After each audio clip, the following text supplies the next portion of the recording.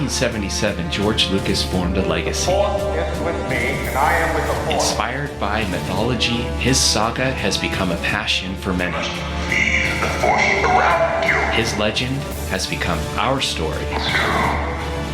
All mine. One of resistance, We are the spark that'll light the fire that'll burn the First Order down. rebellion, Rebellion is built on hope. and redemption. I am a Jedi, like my father before me. This is Star Wars Reactions. Remember, the Force will be with you. Always.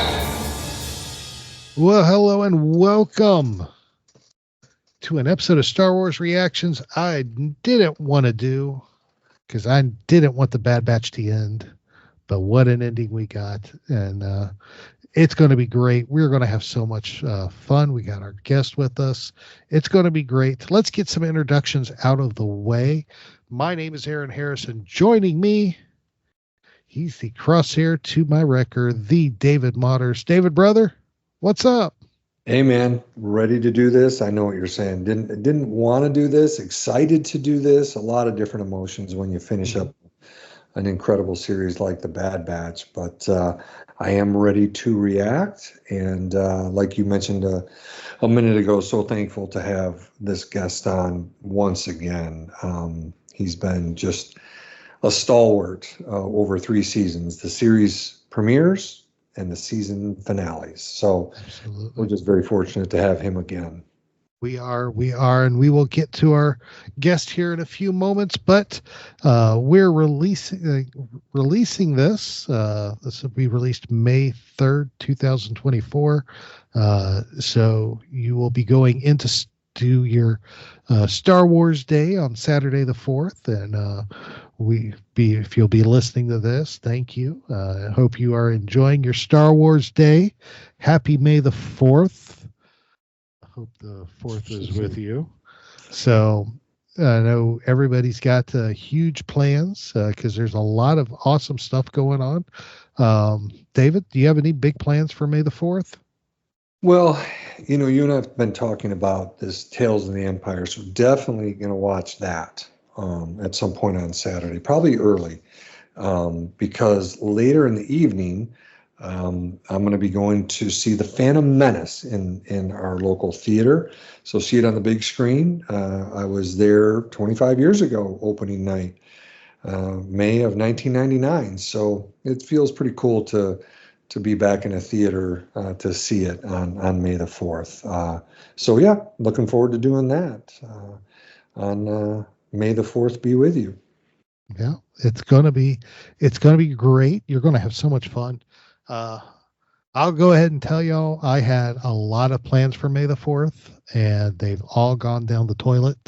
Unfortunately, we had a death in my family, and we have the funeral on Saturday, so I will be there with family, and so I will not be celebrating the way I planned, but I did have some great plans.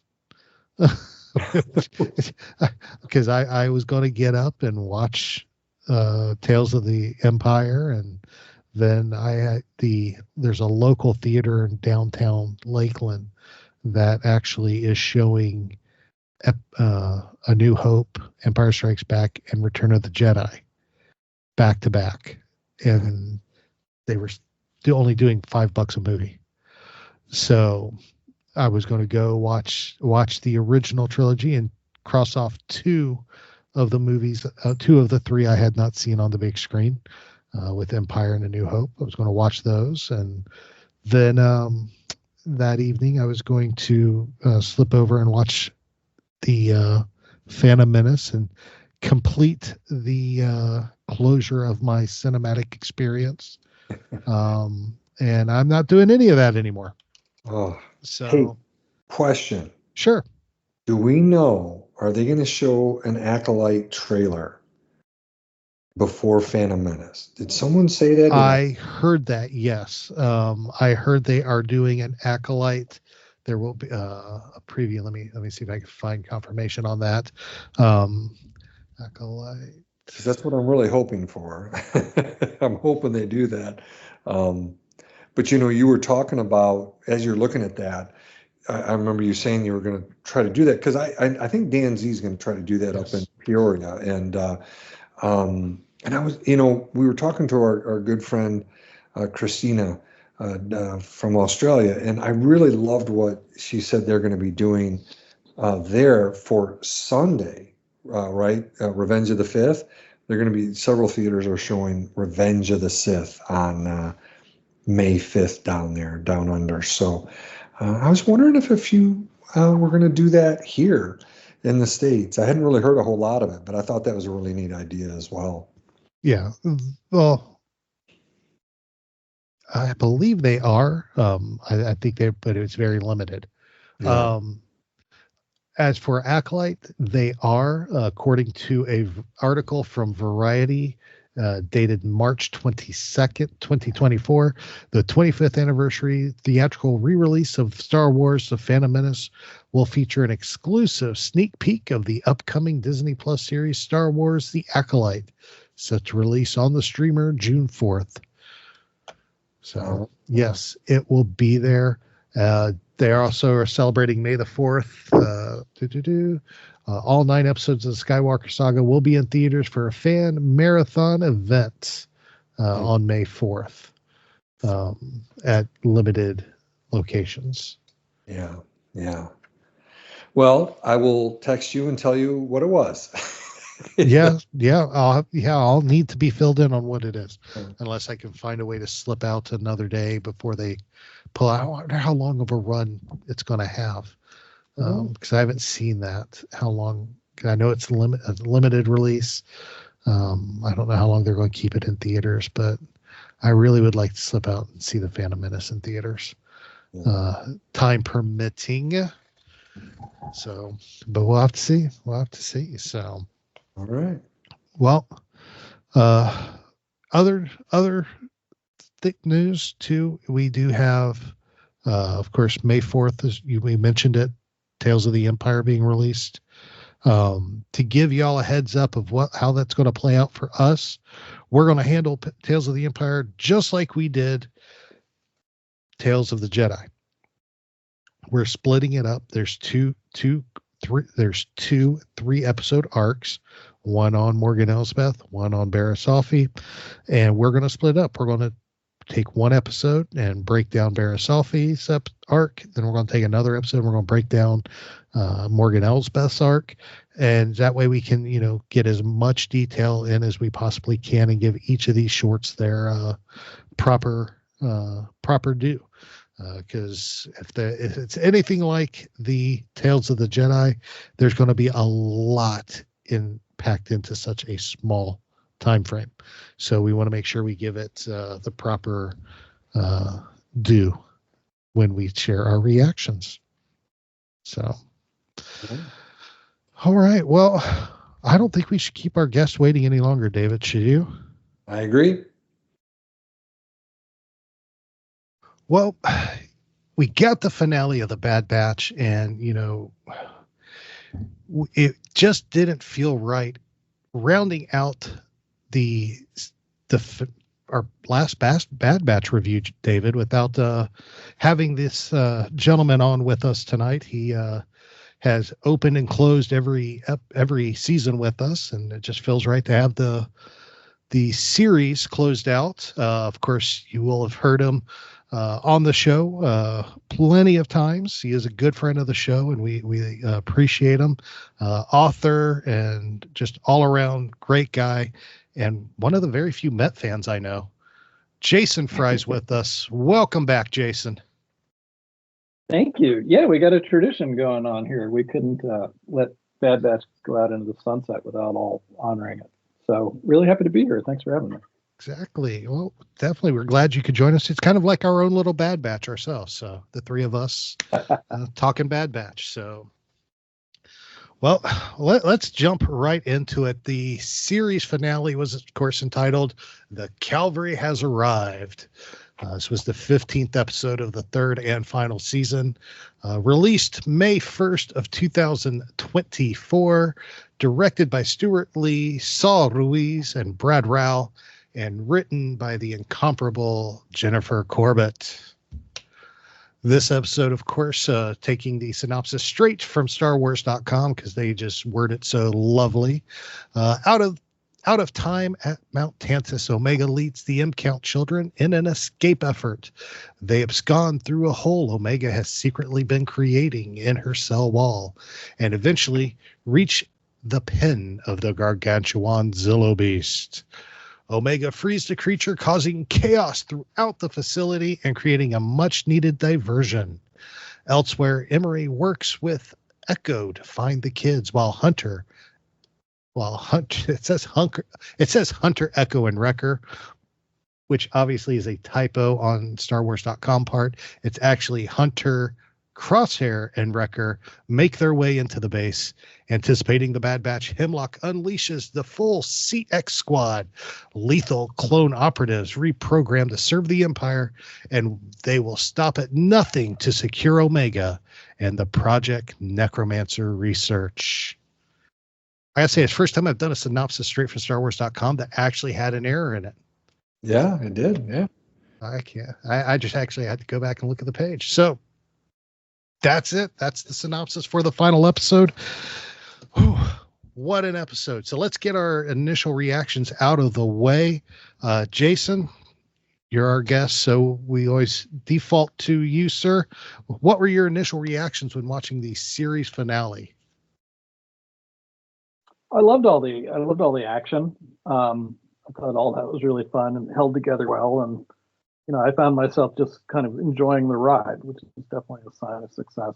And, I tend to look at all these episodes, really stories, as character exercises. And, I thought that was really successful here. It's really Omega's episode. And there's so many wonderful character bits between her and the other players. So, really enjoyed that. Some other stuff didn't really work for me, to be honest, but I'm sure we'll get into that in time.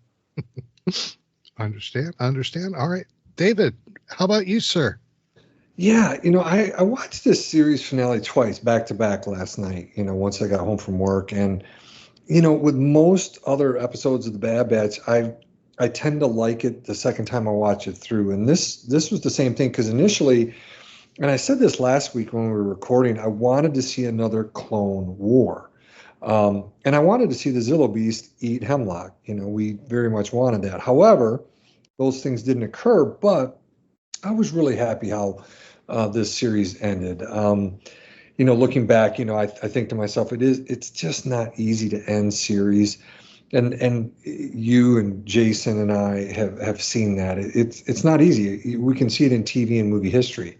And you can hear people complain about, how did the series end? Did they like it or not? But in my opinion, the creatives really ended this series in a meaningful and emotional manner, particularly with that epilogue. And so I'll just say hats off.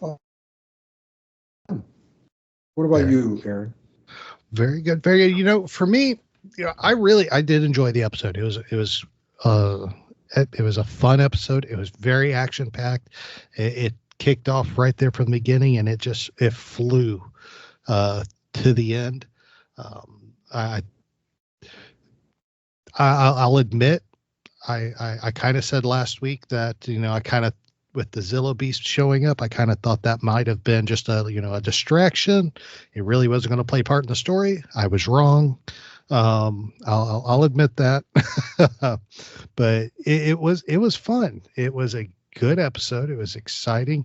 There was, there was some surprises for me. And that things that I kind of expected to happen that didn't, which isn't a bad thing. But it was overall, I loved it. It was a great tie up to a fantastic series. I tell you, they did a fantastic job. And they swung for the fences and they hit it. So I was very pleased. Overall, I was very pleased. So.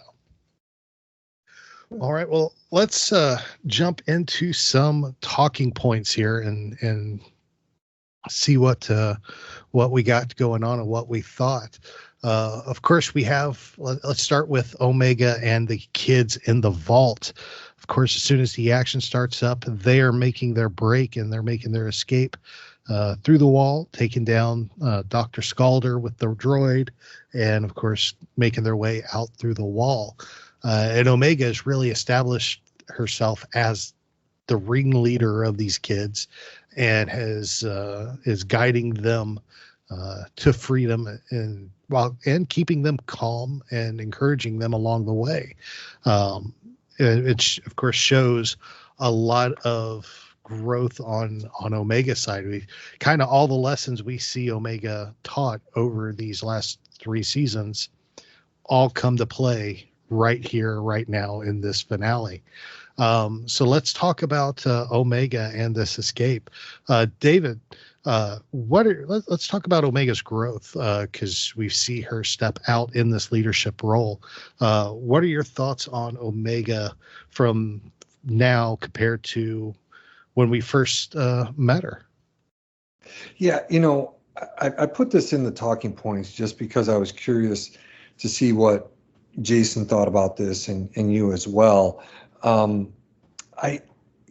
Watching the entire series, all 3 seasons, you see this, and I thought you said it very well. We see her applying what she's learned from her mentors, the guys in the batch, to this situation, like with Jax. She's afraid of heights, and she's like, well, yeah, my friend Wrecker's afraid of heights, but you can still make it through. I like to see this development, and Jason has mentioned it with character development. It really then bookends at the end where we see her more grown and really ready and to go off on her own, and I guess, what do they say, like blow up her own Death Star, And so I guess I was also thinking too, from a psychological perspective, like I always think about, like, what are some signs of adulthood? People talk about it. And one of the things I think about is being able to be responsible for yourself and for others. But I also think about being able to do some things you don't want to do. And she does it with real calmness. I think about that being a massive aspect of adulthood, doing a whole lot of things we don't want to do. Jason's done it, you've done it, Aaron, and I've done it as well. But overall, I did really like seeing this, and then by the end, getting to see her a little bit older and ready to join the rebellion. But I don't know, what were your thoughts, Jason, on Omega's growth? I really liked the way it was handled in a couple of interactions. I mean, for one thing, like, as you say, she's the ringleader, but I mean, she really kind of is the cavalry. I mean, yeah, she's the one who frees the Zilliby. She's the one who throws the base into disarray. She's the one who ultimately gets the rest of the Bad Batch out of captivity. And there's that fun joke of they know where she's been by the trail of destruction. But also, my favorite moment in this is when she and Echo get the kids onto the shuttle.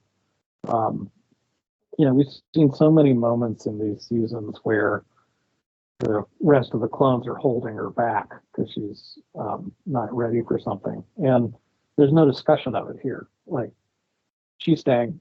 Echo knows she's staying. There's no argument. He treats her utterly as an equal, and there isn't any arguing or even talking. And it was done so quietly that I just loved that. I thought that was terrific.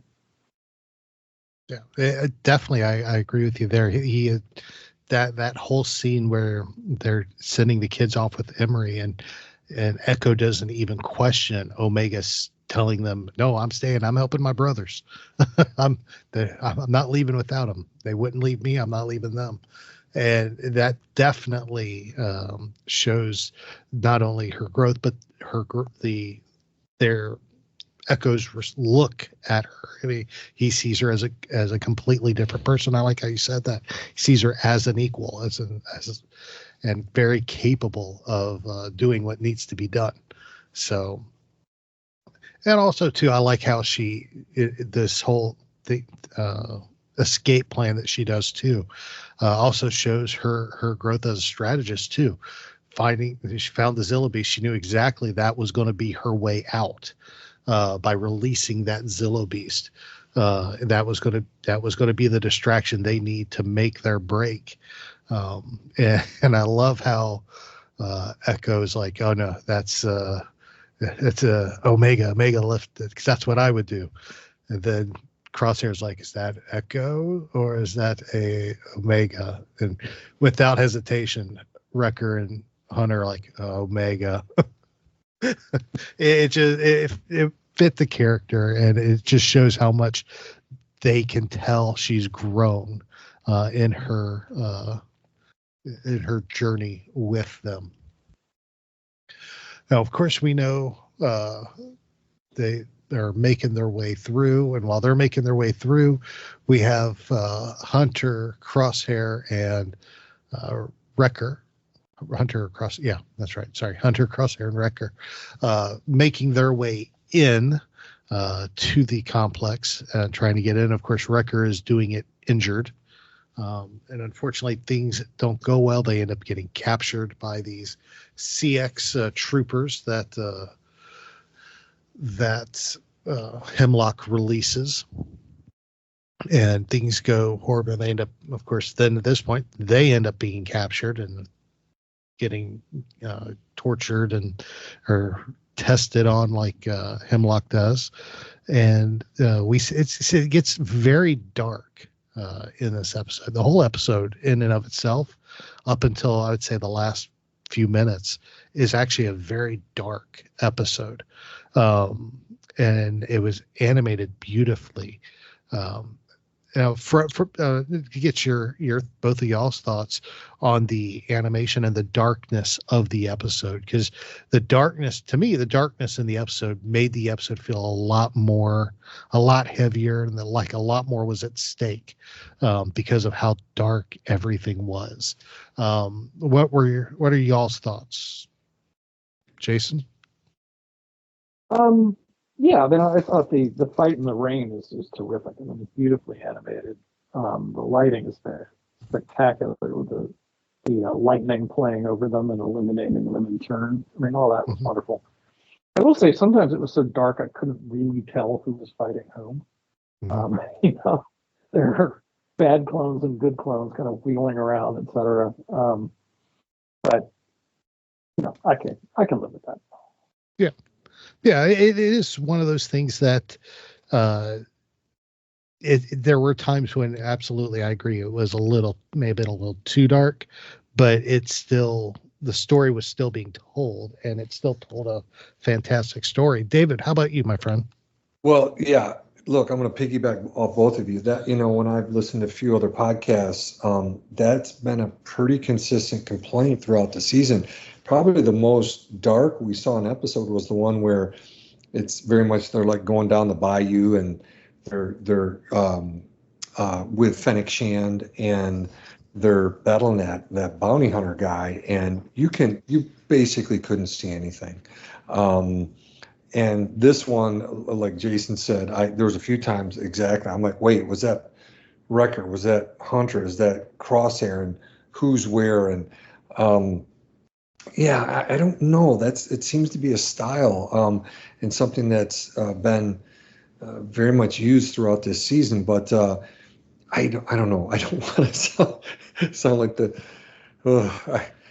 I get off my lawn like the older guy. I wonder if, some of the younger crews like, well, Dave, I can see it fine. And I'm like, man, I'm struggling to see some of this stuff. But I don't know.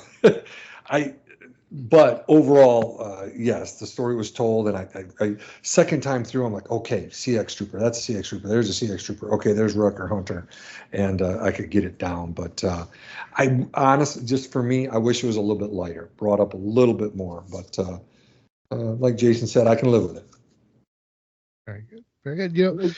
I one thing I wanted to talk about too were these CX troopers, because we see them activated, we see them released, and we got a whole squad of them out there fighting the what's left of Clone Force 99, and it is the way they carry this. Some of them had blasters, some of them had these swords and stuff. It's honestly and to me, I almost felt like I was watching the Knights of Ren. Mm.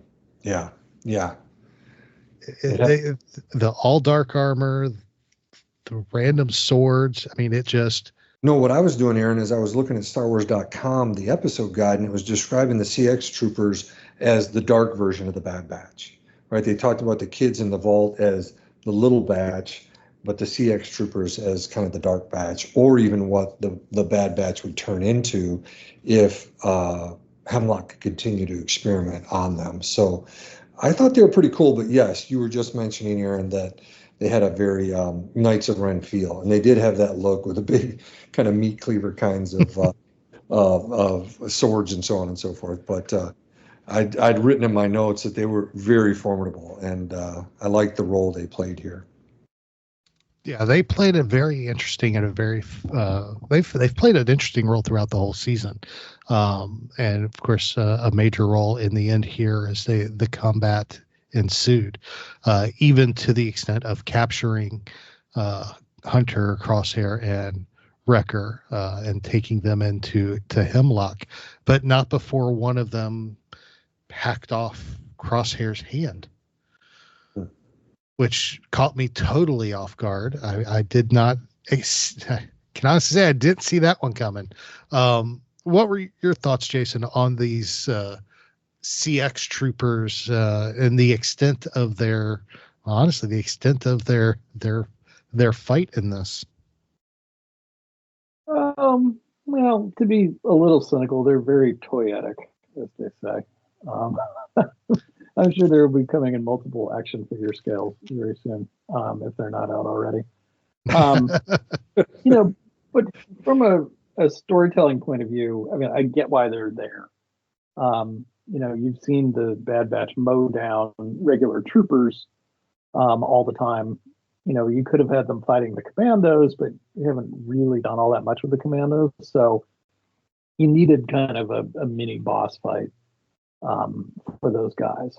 So, from a storytelling point of view, yeah, I get their purpose there, as well as, yeah, that's interesting. I mean, all these parallels on what you can do with clones and how it can end badly, and even down to the question of loyalty that Hemlock talks about a lot. Like okay, like the Bad Batch's loyalty may cause them to fall into the clutches of bad guys, at least briefly, but there's a far worse thing that can happen with loyalty. You can become something awful, as these guys do. Yeah, definitely. It's definitely something that we can. That's a nice parallel between the good and the bad, and the extent there. One thing I and I know we're jumping all over the place in this because there's just so much here, and honestly, with everything that's been going on, my thoughts are in 100 different places right now. But the one thing that was said in this episode before the Zillow Beast came bursting out of Tanis, giving the Bad Batch their way in, is there was a discussion about Crosshair going in by himself. He's like, I'll go in, y'all stay. Omega needs y'all. And they're of course talk about, no, we're not, don't even think about Plan 99, which of course is the suicide mission, where one doesn't come back. But then of course Crosshair says there has been no Clone Force 99 since Tech died.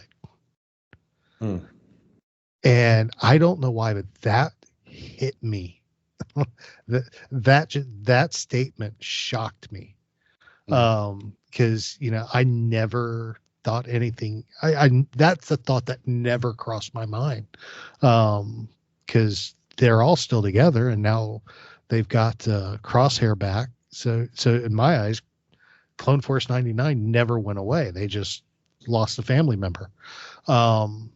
Lost one, another one came home, and it. I don't know why that statement kind of slapped me upside the head, because even Hunter and Omega's like, no, man, she needs us all. We're all a family. We're all brothers and sisters. She needs all clones. And of course, that and the syllabus comes out, and they all go in together. But David, I know from with your background, what were your thoughts on where Crosshair is in that moment with a statement like that? Well, I'm with you. I didn't expect to hear that because I wasn't thinking that. I thought, no, I know they lost a member. It was horrible, but they've stuck together. You left for a long period of time, and we're actually trying to kill them and make them even more non-existent. But I guess, we see his hands shaking. We know he's been traumatized. I was curious to see if they would ultimately tell us why he had the shakes. Everyone was wondering. There's a number of things not answered, but they didn't tell us that. But there's, I think, an example of where, as a family, you do help each other out. He's not seeing things clearly, and Hunter and Wrecker really kind of come to support him and keep him on the right path and saying, no, we're going to do this together versus splitting up and I guess doing the kind of the classic thing in a horror movie, right? Split up. We can, not get killed one at a time or anything like that. But I'm the same as you. I wasn't expecting that. And I don't know. What's your take on that, Jason? Were you expecting it? I guess I've never thought what Crosshair thinks, that just because Tech was gone that the Bad Batch didn't exist. I wasn't expecting it, but I thought it, and this show has done this a few times, I thought it quietly paid off something that they'd been actually working on quite a bit and kind of snuck up on you. I mean, the revelation there is that, Crosshair, you're talking about loyalty, et cetera. I mean, Crosshair actually is the one who feels that more deeply than any of them, which isn't the way you saw that character, but it crystallizes in that moment. Yeah. Like he's unhappy with them, like they had a duty to, to the Republic, which he transferred to the Empire. And he broke with them because, that wasn't right to him. He felt that more deeply than they did. And then, he figures out that he's made a terrible mistake. His loyalty has not been repaired. He goes back, but it's a journey for him. But, we also see that he also, the one we think of as the least affected by everything, is actually the most affected by everything. He's the one who is actually most affected by Tech's loss. And you hear it right in that, in that line with about Clone Force 99. And he's the one who ultimately, like Omega, helps him, transfer those loyalties, see them as something else. So, I mean, it's a great character beat and really paying off. Another thing I kept thinking about is that I think this show will endure in a kind of special way among Star Wars fans because, fantasy in all its form, whether it's space fantasy or magical fantasy or anything else, all ensemble shows are about kind of family that isn't family, finding your own family, etc. And that's hugely appealing, I think, to everybody, but it has a particular resonance for kids or former kids or anybody who feels excluded, marginalized, like they don't fit. And this show plays on that in so many interesting ways. Clones were supposedly identical and considered the same, but are not. Defective clones who are seen as lacking, as bizarre, as freaks by all number of people, including, cruelly other clones, etc. There are so many interesting touch points for them being a family from that starting point. And, I think that's something that we all respond to just as people, but for some Star Wars fans, depending on their backgrounds, I think that resonates even more, is even more powerful. And I suspect that's going to give this show a real lasting legacy. And that's wonderful. I love that. I love that. Well said, because that strikes a chord with me personally. I know because my youngest actually came out of the foster system and everything, so we created this family, and so that's one piece of a story that Star Wars has had that has always appealed to me. And this really, that saying that really just helped bring that to bring something I've been trying to figure out how to say to life for me. I appreciate that. So it really resonates. So well said. Well said. And how do you follow that up?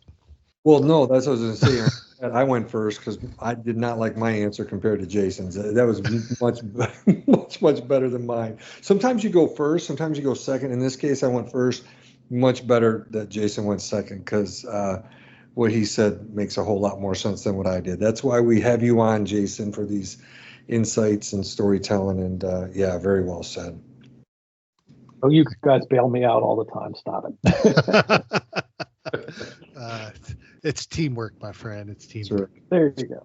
It makes the dream work. So, oh, speaking of teamwork, of course, we have the team of Emerie Carr and Echo, which are proving to be a formidable pair. They are working together, looking for Omega and the children as they are making their escape. So this was a pairing that started off in the last episode and carries through this entire episode because they end up following the clues. Well, not really clues that Omega's leaving, but he's able to read. Echo has the unique ability to read the destruction and be like, yep, this is Omega. She went this way. Because that's what I would do. And they're able to meet up with them and get the kids out of harm's way.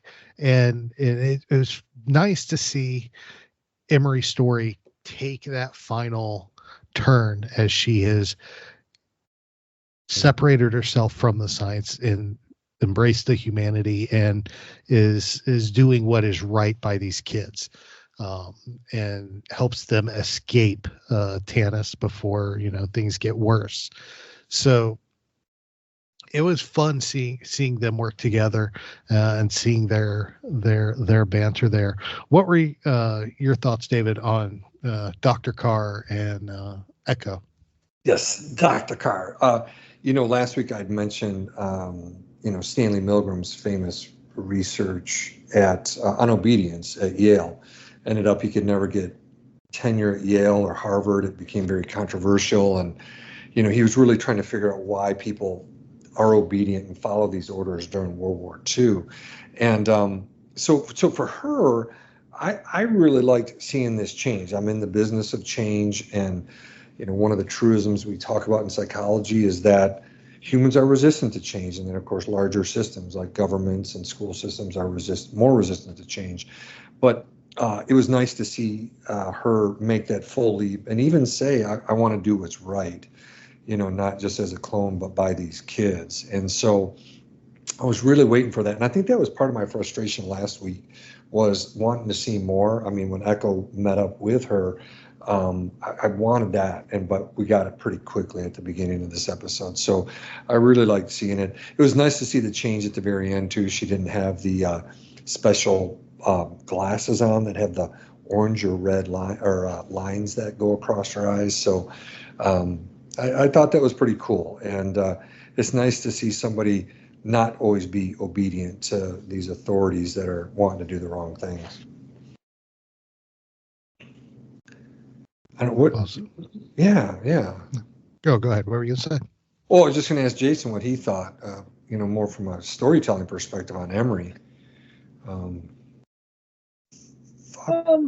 Yeah. I mean, I'm there's still so much backstory there that I feel like we didn't get, which makes me suspect we'll get it in something else. And that's something I kind of feel two ways about. I mean, as a fan, as a consumer, if you were, that's fun to speculate about and look forward to.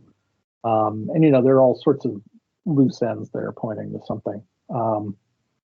At the same time, I feel like I know Star Wars really well. There are other fictional universes that I don't know that well. And if I kind of dip in, I often wind up feeling lost. I mean, is that true that way for the Marvel stuff for me. Like, I mean, I like that stuff. I've seen, I think, all the movies. I probably missed one somewhere, but and a couple of the shows. But sometimes there you feel like you didn't read the manual, so you're just lost. And but I sometimes get annoyed when I feel like that's the expectation, even if it means there are things where I'm like, oh, there's another story, and even if on some level I'm interested in that. But like Project Necromancer, which we've heard mentioned in other things. We think we know where it ultimately is going from seeing episode 9, but if someone just watched Bad Batch, I think they would find that baffling. Like, what was that? We didn't get to learn what Rampart learned. It just kind of goes away, and then there's like bureaucratic stuff like, I'm going to take your office chairs, et cetera, and they're going to Stardust, which once again, you have to have your master's degree in Star Wars to be like, oh, that's the Death Star. Oh, cool. Yep. I don't know. I that's a thing I find a little irritating, to be honest. I mean, I love it when shows kind of have it both ways, and they're internally satisfying, as well as being extra fun for people who are invested in all that stories. I'm not sure that happened here, and that made me a little unhappy. But hey, general caveat, not just because I don't want the powers to be mad at me, so that's also true. The things we're talking about that we have mild complaints about or think we didn't pull off. I mean, we're talking about really small stuff, and it's kind of amazing to look back and be like, the Bad Batch started as kind of, guest stars on this weird unfinished reel that then actually got finished as a late stage Clone Wars project. And, I mean, if you had told any of us, I think looking at that unfinished reel with a little animatics, that we'd be talking about the finale of the 3rd season of the Bad Batch and all these characters we loved, and then, complaining about something here or there. I mean, I think we would have been amazed, and B, that's a tremendous success, having come to care about these characters and what happened to them so much that you can complain a little. As a storyteller myself, the worst fate of all is that, there are no complaints because you didn't move anybody. And that certainly hasn't happened here. I was going to jump in, and I do agree with you, Jason, that I think not only with Omega, but with Emerie, there's some openings there for further storytelling. And I was going to ask you, because I was thinking back I think back to, what was it, May 4th, 2021, this premiered, and we had you on, and I think you had mentioned, and I thought about this, you mentioned that animatic, and I think about the Bad Batch, cruising in on the Havoc Marauder and landing. And I think that's is it Fort Anaxis, on Anaxis? You named that, right? Yeah, it's on the planet Anaxis, which turns into Fort Anaxis. Yeah, they blew up my planet. Right. I created that for Wizards of Coast years and years ago. And yeah, it was simultaneously incredibly flattering. Like, there's something I invented and brought to life for Clone Wars that was just amazing. And then I was also like super mad at them that they blew it up. They blew it up, and then I had to move it to the Outer Rim. So, but yeah, as I think I mentioned in that episode, this is the stuff of very, very small violins. So I will get over it if anybody's worried about me. No, I wanted to bring that back up because you helped me remember that again 3 years ago when you first came on to review the, I guess, hour and 15-minute or so Aftermath episode. I just love it when you drop in little details and things you've named, and even Valance, the bounty hunter, and some of the connectivity you have there, and the naming and all that kind of stuff. So I love it when you bring that about. Aaron was gonna have me just kind of go into the next talking point. I put a note down, Jason, and I wanted to get your thoughts on this. Is I wrote down nothing good happens on bridges without rails in Star Wars. And then I did ... except this time, right? I mean, I'm thinking of Harrison Ford as Han Solo there with Adam Driver as Kylo Ren, and just starting to get really nervous the first time I saw that movie. And I'm like, oh no. And, we've seen it so many times. And so this is our first time out on this, communications array on Tantus. But of course, again, one of the beauties of this series is that unlike some of the other series, we would know that Obi-Wan's going to survive, Anakin, etc. This one, who goes on, who lives on, and so forth. But when you saw this out there, were you getting a little nervous about bad things happening on bridges with no rails? Because here we are again. Yeah, there's no Star Wars OSHA. Well, I was just pleasantly surprised we didn't lose any of our heroes. I thought Crosshair, I thought Hunter. I didn't know. I didn't think we would lose Omega, but I was worried about one of them. I also thought the Zillo Beast might come up and eat Hemlock there, but no such luck. I don't know. Any other thoughts on that out on the bridge and all that, or how they kind of wrapped up Hemlock and even Scorch? Well, I know. I kept waiting for no. Sorry, go ahead, guys. No, go ahead, Jason. Go ahead. I kept waiting for Rex to roll in. That turned out to be a red herring, which I thought was well done. Yeah, it would have been satisfying if he was eaten by the Zillo Beast, but yeah, I mean, it was never. This is interesting about, a lot of what you see online, taking episodes apart, is really kind of the hunt for plot holes. Mm-hmm. And this is the thing in my family too. Like, I beg my kid, like, don't just watch the thing. Don't interrogate the plot logic. Like, you could do that later if you really want to. So, I find myself briefly wondering, I was like, what has Crosshair overcome with, his hand and the trauma, et cetera? How have we found the solution here? And then I was like, you're doing what you always tell your kid not to do. It's a character moment. The important thing is that she trusts him and he learns to trust himself, and et cetera. I mean, that's what makes it pay off. And then I was like, all right, so hush up a little bit with exactly how, this is this is the solution to that problem. Nice. Yeah. Well said. Well said.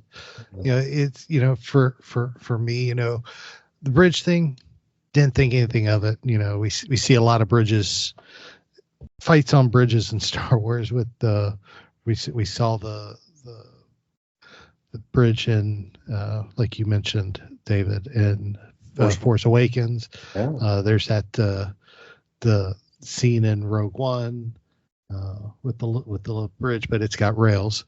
I mean, there's bridges all throughout. So I didn't think anything of it, but I was just overly excited. Crosshair finally got to take the shot and was able to take out Hemlock. I thought that was between him and Hunter. They got the gun away and took him down, and he went falling to his death, which was sweet.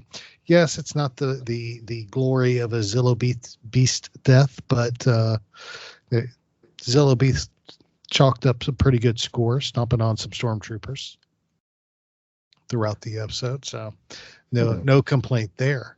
The one thing I will say, and I'll probably get, this is where all the hate mail will come in.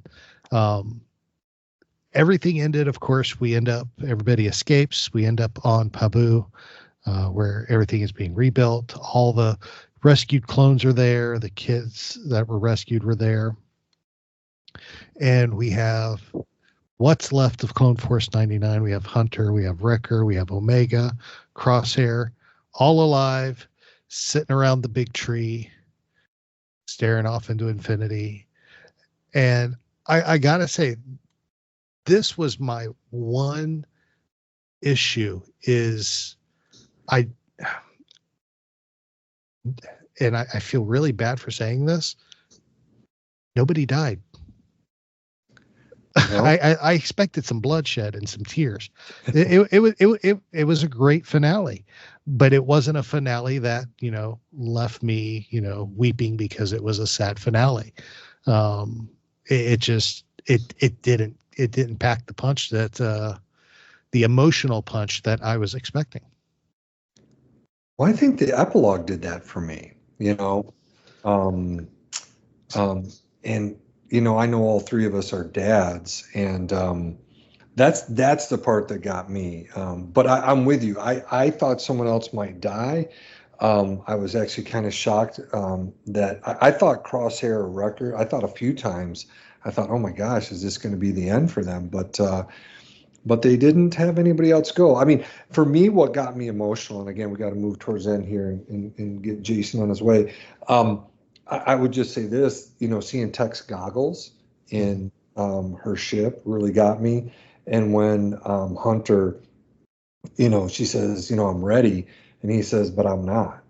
And, I might have been crying and dropped a tear or two there because I'm thinking about my own kids in that realm. And I think there's also the fantasy that Jason talked about, this excitement, the her to go blow up her own Death Star like Luke goes and blows up his, and she's looking to join the rebellion.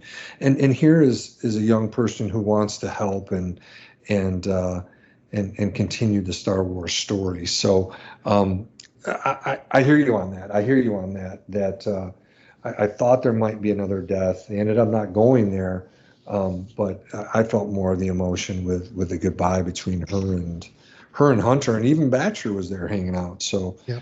I don't know.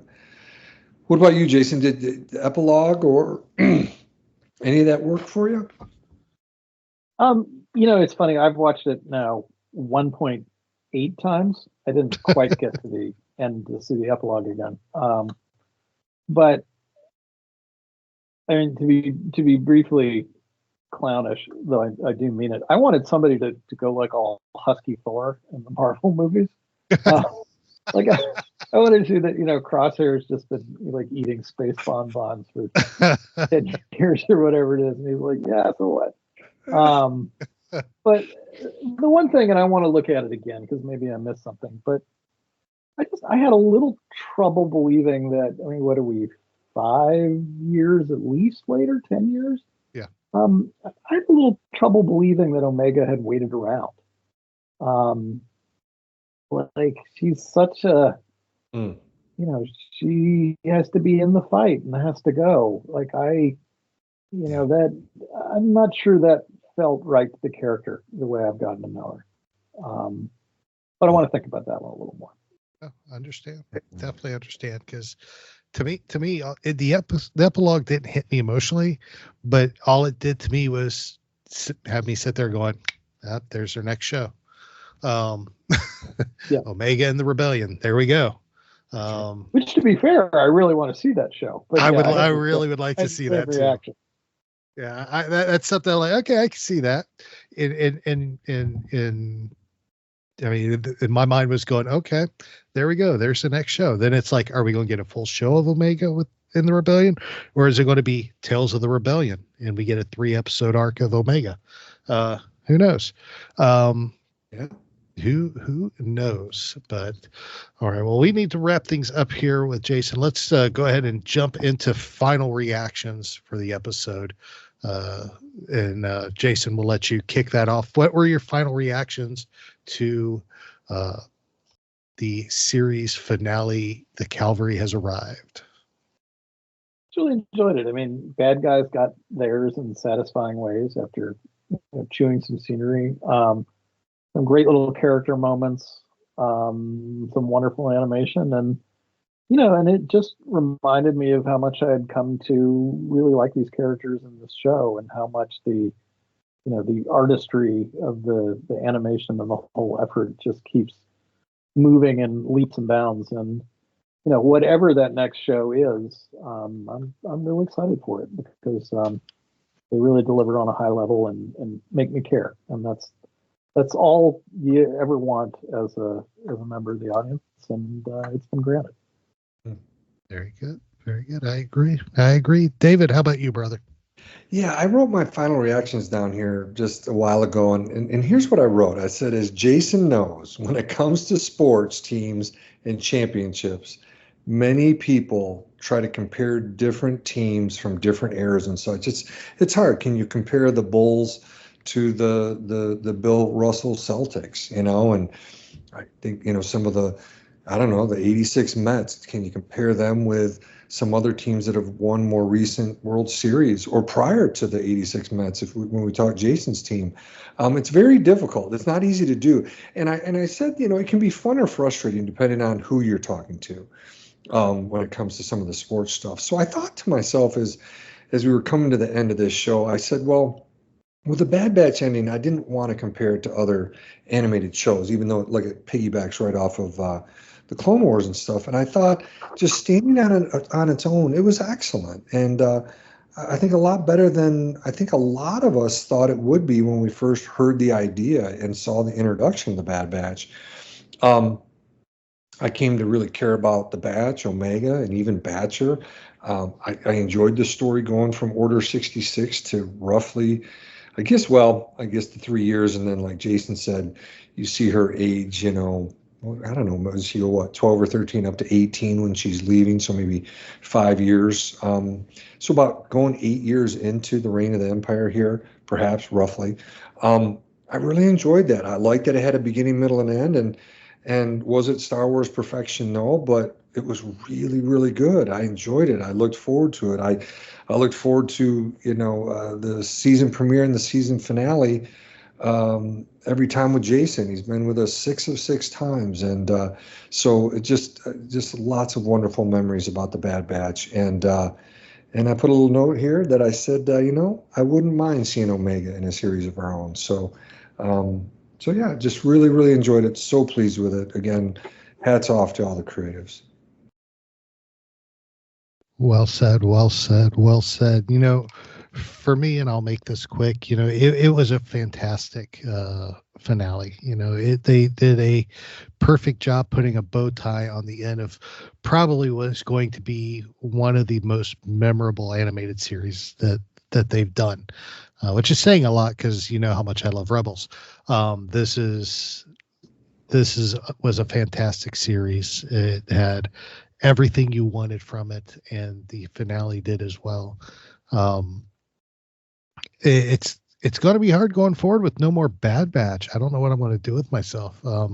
Just have to add it to my rewatch rotation and keep up to date and just keep exploring the series. You never know what else when you go back and watch it, what you'll pick up. But it was a great job, and I would be dismissed if I didn't sit here and just tell everybody, to the cast and crew, thank you for 3 incredible seasons. Thank you for incredible stories, and thank you for expanding the sandbox. It was absolutely fantastic and thoroughly enjoyable, and raised my cup of water to here's to the next one. So, all right, before we let you go, Jason, tell our listeners how they can, even though they probably have heard it a number of times, how they can keep up with you and what's going on, and if there's anything you need to that you want to continue to announce or push, this is your chance. I find me over on Blue Sky, principally, Jason C. Fry over there, just like I was on the site now known as X. Let's see what else. Oh, I'm going to be at Phoenix Fan Fusion, it turns out, over Memorial Day weekend. So if you're anywhere near Phoenix, come say hi and talk Star Wars. Very cool. Very cool. Makes me wish I was going to be in Arizona. No, that's awesome. We'll have links to your Blue Sky, and of course we'll have links to Fan Fusion. So if people are in the area and want to grab tickets, they can go and meet up with you there. That would be awesome. And if y'all do, send photos. We want to see. It will be awesome. Well, Jason, we know you're busy and you got to go. We appreciate you jumping on with us and discussing the Bad Batch with us. You always have an open door to come back and just hang out and chat and talk Star Wars, or if you want to talk the Mets, we'll talk baseball. So, Thank you so much. It's been so fun chronicling this show and reacting to it with you guys and learning from both of you, and I really appreciate it. We appreciate you, my friend. Everybody hang with us. We will be right back. Hi, this is Greg McLaughlin from the Rebel Base Card Podcast, and you are listening to Star Wars Reactions, elegant discussion for a more civilized age. Welcome back, everybody. Aaron and David here. Star Wars Reactions. Again, thank you so much, Jason Fry. We appreciate you, brother. You're, like I said, you open door anytime you want to come back. And I hope your Mets do great against everybody except for my Braves. So there you go. So, of course, still got a lot of show left. We're going to get things wrapped up here for you. David, go ahead and take the floor, my friend. I understand you have a new factoid for us this week. Absolutely. We've been doing it the whole season here for the Bad Batch, a factoid instead of a psychology corner. So here it is. I got this from the Lancet Psychiatry Journal, and I found it kind of interesting. It was reported that more than half of all teens, young adults, and adults who received medication for ADHD had stopped taking it within the first year. And to get that half, here's kind of the numbers. You pull them all together. 35% of children, 53% of adolescents, 61% of young adults, and 52% of adults discontinued the medication within 1 year. And the article also said the patterns were similar across countries and genders. So I worked for a long time with a lot of kids who had this, and it is one of the challenges is helping people to continue to be consistent with that medication. There's a lot of different reasons why people stop taking it. But I'll tell you, Dr. Russell Barkley, and this is not in my thing, but I'll just share this with people. He's a psychologist, probably one of maybe the leading researcher in the country on ADHD. I've spoken about him before on previous episodes of our podcast here. But he talks about one of the advantages of medication is it's there with that child, adolescent, or adult when others aren't around. Particularly when you think about children and adolescents, when you're studying or driving a car, mom and dad can't always be there. So it can be really helpful, but I do understand that this happens. This happens with other medications as well, but I just want to throw it out there and give people a little bit of a few factoids on ADHD medications and how a lot of people don't continue it. So there you go, buddy. Very good. Very good. Very good. Of course, David, if they want to talk Star Wars with you or hear more about your factoid, how would they go about doing that? Absolutely. The best way still is Twitter X. That is at David_Modders, Modders. You can look up my name and you'll find me on Instagram. Jason mentioned Blue Sky. I'm on there. I'm not over there a whole ton. I need to get over there more probably. But I also have been saying that if people, contact any of the show socials that Aaron runs, he would get that to me as well. How about you? Very good. Well, the best place to get a hold of me, of course, is on X at TA Harris 121079. You can always hit the show up. Like David said, I keep an eye on those.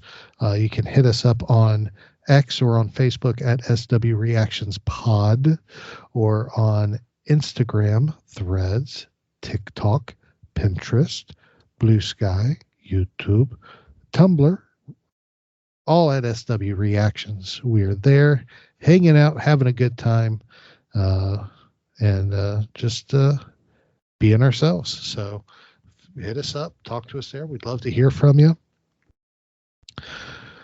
It's going to be great. It's going to be a blast. So, well, David, this is it. It's the final countdown. Oh, you get such great joy in this. Do, You do, you start do, do. know how much you love this. I know. I do.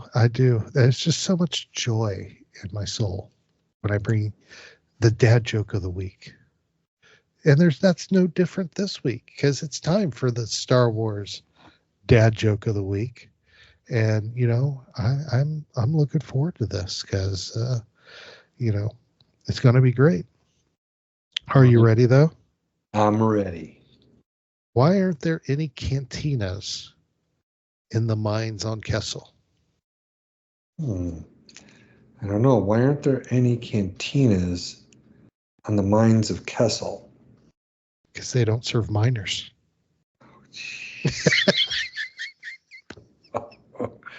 That's actually pretty good, isn't it?